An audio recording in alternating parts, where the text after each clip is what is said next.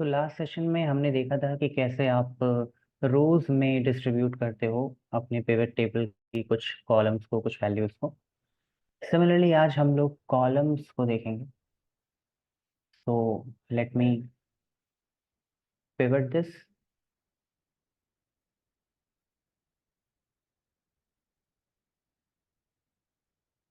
इसको मैं pivot name से रीनेम कर देता हूँ।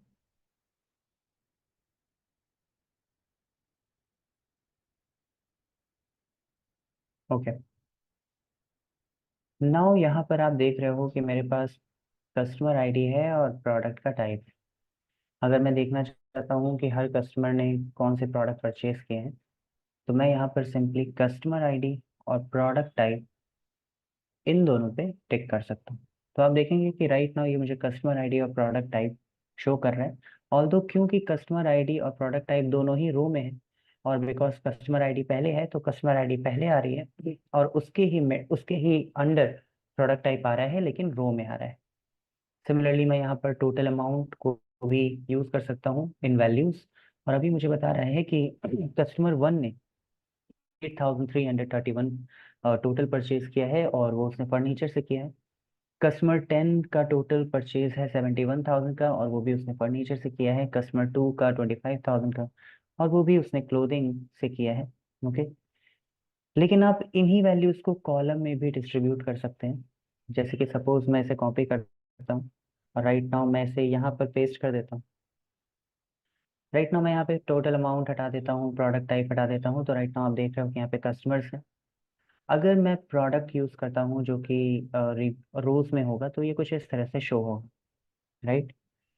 लेकिन इसी प्रोडक्ट टाइप को अगर मैं रोज में नहीं रखता हूँ, सपोज मैं इसे यहाँ से रिमूव कर देता हूँ और प्रोडक्ट टाइप को मैं कॉलम्स में रखता हूँ, तो ये मुझे कुछ इस तरह से शो करेगा।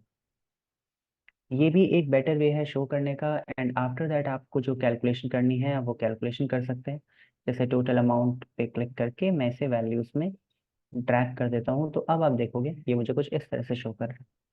ऑल्दो दोनों में कोई बहुत ज़्यादा डिफरेंस नहीं है, दोनों हमें सेम इन्फॉर्मेशन शो कर रहे हैं, लेकिन कभी कभी हमें कॉलम्स में कन्वर्ट करने की जरूरत होती है और कभी कभी रोज में। तो आप देखेंगे कि यहाँ पे भी सेम वही इन्फॉर्मेशन है, समथिंग लाइक दिस।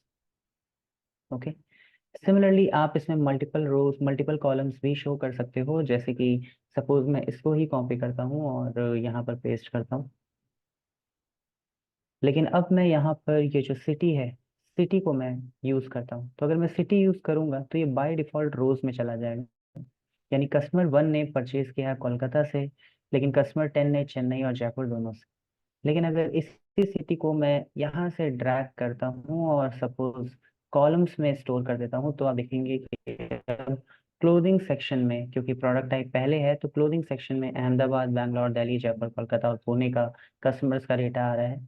जैसे कस्टमर 1 ने क्लोथिंग से रिलेटेड कुछ परचेज नहीं किया तो यहाँ पे कुछ भी नहीं है।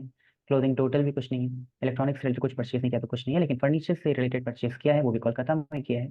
तो कुछ इस तरह से मुझे डेटा शो कर रहा है। तो कभी कभी आपको रोज में कन्वर्ट करने की जरूरत होती है, कभी कभी कॉलम में कन्वर्ट करने की जरूरत होती है। ये हम लोग आगे प्रोजेक्ट में भी देखेंगे। बट द थिंग इज कि आपको ये पता होना चाहिए कि कैसे आप किसी रो को या किसी कॉलम को रोज सेक्शन में स्टोर कर सकते हैं या फिर कॉलम सेक्शन में स्टोर कर सकते हैं। नेक्स्ट सेशन में हम लोग पिवट टेबल का फिल्टर ऑप्शन भी देखेंगे। ओके।